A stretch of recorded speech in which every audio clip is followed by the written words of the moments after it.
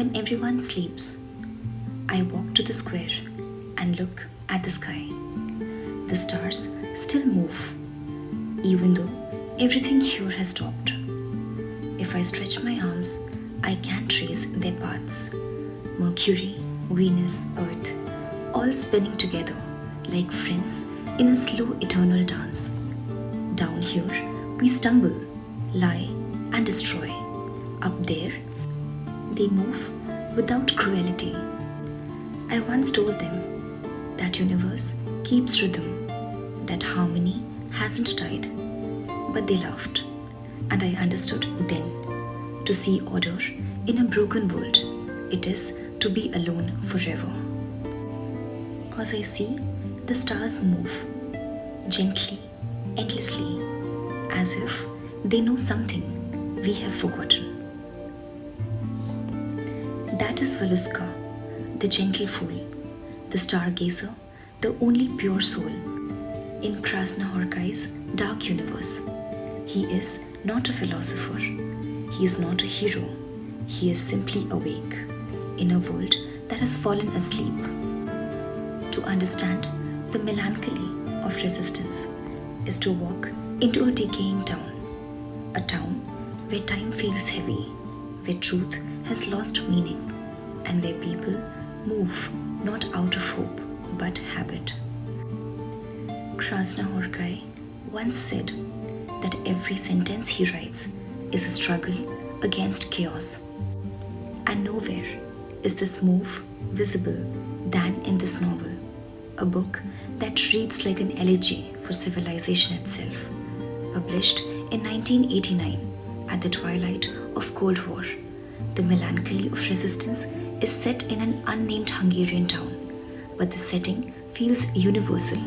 It could be any community, any society where apathy and fear have replaced faith and imagination. It is a novel about death of meaning and the fragile beauty of those who still seek it.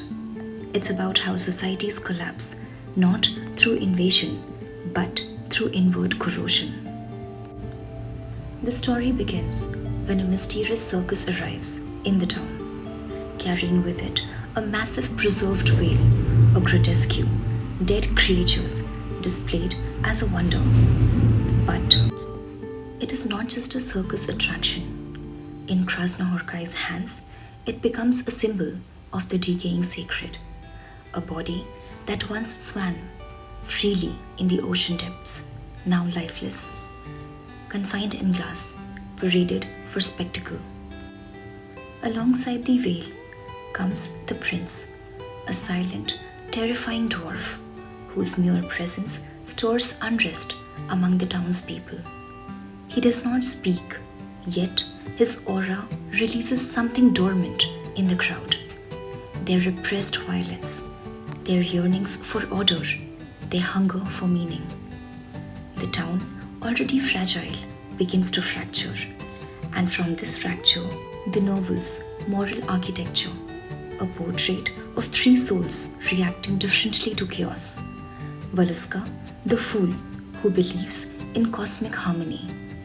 Mrs. Esther, the manipulator who seeks to impose control. Mr. Esther, the withdrawn philosopher-musician who searches for pure harmony through sounds but hides from life. Together, they form a trinity of moral possibility: faith, power, and withdrawal. Valuska, the heart of the novel, a man untainted by cynicism. Each night, he gathers drunkards in the tavern and reenacts the movement of the planet. He stretches his arms like celestial bodies and whispers, "See, they revolve around one another in peace. Even in their loneliness, they belong to one another."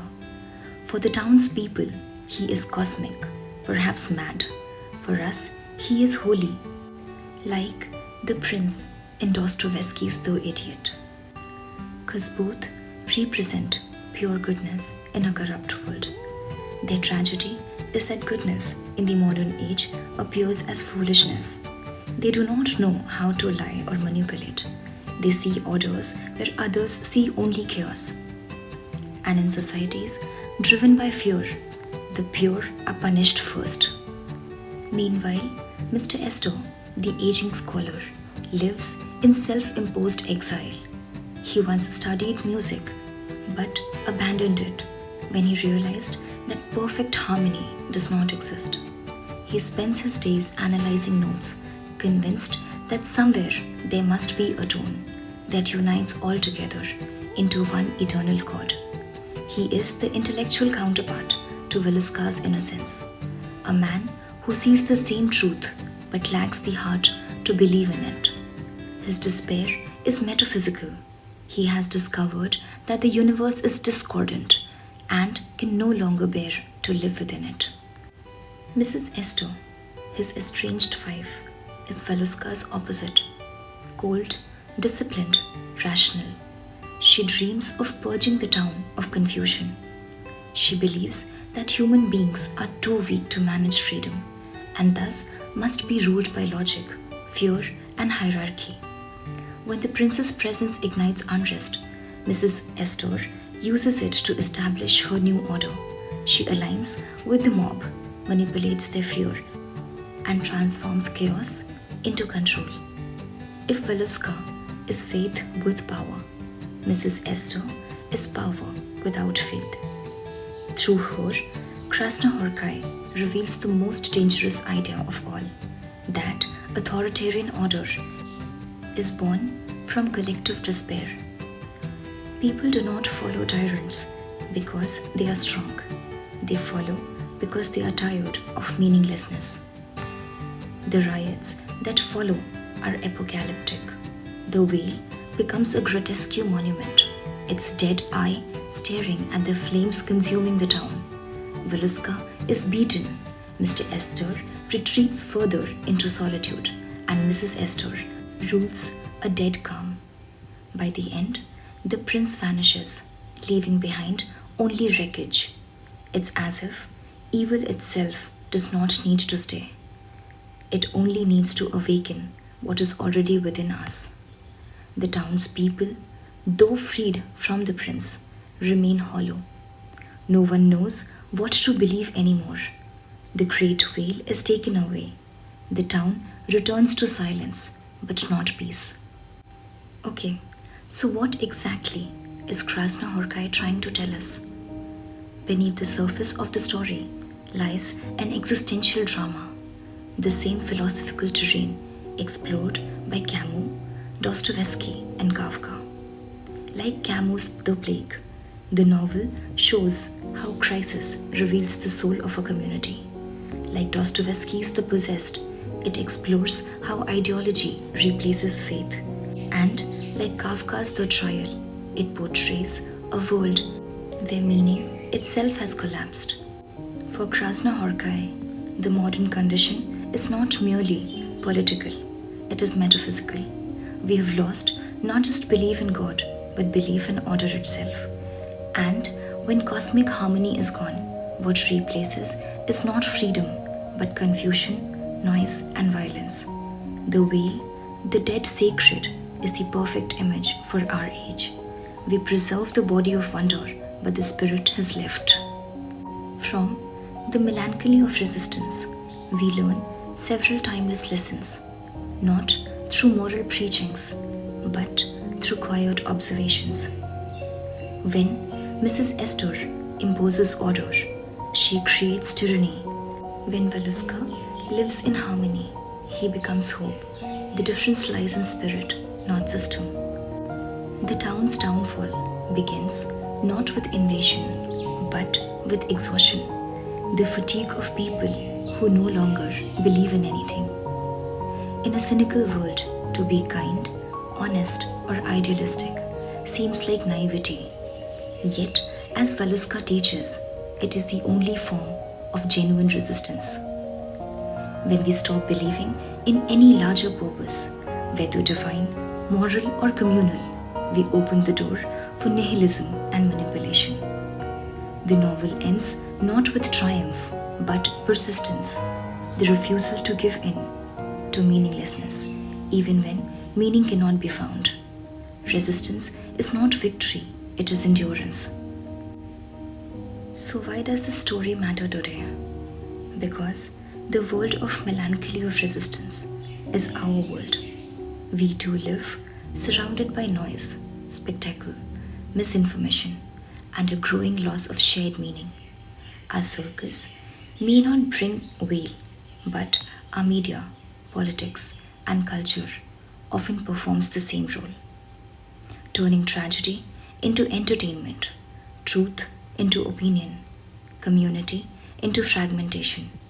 And like Mrs. Esther's townspeople, we too risk surrendering to those who promise order instead of learning to live with uncertainty. Krasnohorkai's warning is subtle but profound. When we cease to believe in transcendence, we will follow anything that pretends to replace it.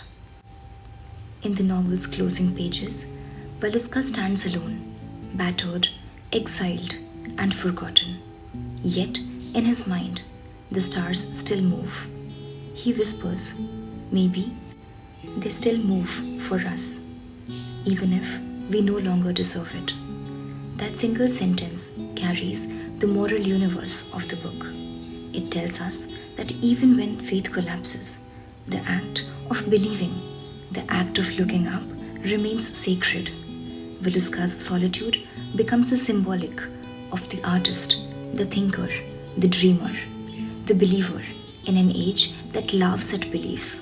His dance beneath the indifferent stars is not madness, it is the last act of moral defiance. The melancholy of resistance is not a story of victory, it's a requiem for meaning. But in its very mourning, it offers hope, because to mourn meaning is to still believe it once mattered. In every age of confusion, we need our Valuskas, those who remind us that harmony, though invisible, can still be imagined, and that perhaps as long as someone still looks up at the night sky and says, "Move again, please," the universe has not given up on us entirely.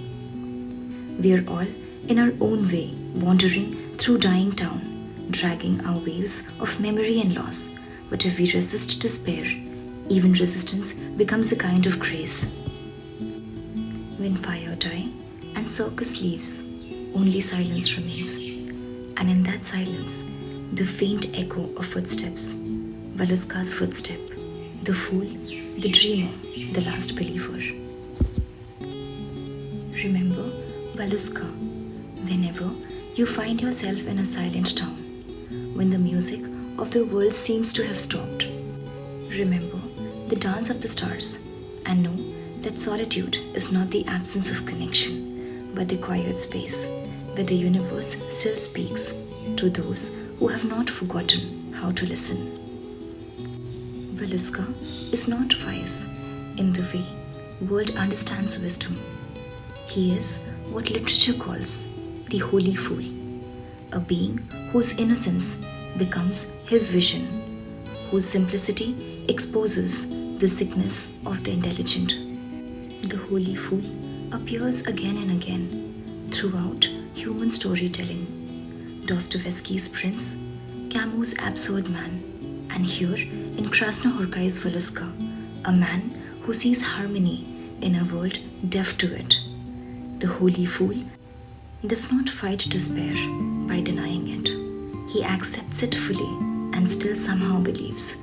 He does not seek to explain suffering, but to remain human within. That is his strange sanctity. And that is why his hope matters more than any sermon, for it is born not from knowledge, but from endurance, the simple endurance of one who keeps looking at the stars, even when no one else does.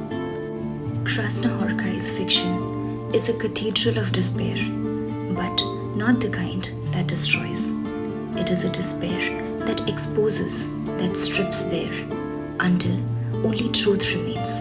It asks what is left of us when our certainties collapse, when God is silent, when the moral compass spins. Most crumble under that silence. Some, like Mrs. Esther, build false orders out of fear. But Valuska, the holy fool, remains faithful to something wordless, something before reason, the pure astonishment of being alive. This is the paradox of Krasnohorkai's philosophy, to look directly at meaninglessness and to find not emptiness but the possibility of grace. For if despair is the final truth, then endurance itself becomes sacred. To go on, to keep seeing, to keep believing. That perhaps is the only resistance that matters. Valiska teaches us that hope does not need to triumph, it only needs to persist. His faith is not in systems or gods, but in the fragile rhythm of existence itself, in the movement of the stars, in the quiet dignity of those who do not give up, even when there is no reason left to go on. So, when you finish the melancholy of resistance, what remains is not chaos, not the veil, not even the ruins of the town, but one man's voice, murmuring softly into the void. The stars are still there, and maybe they still move.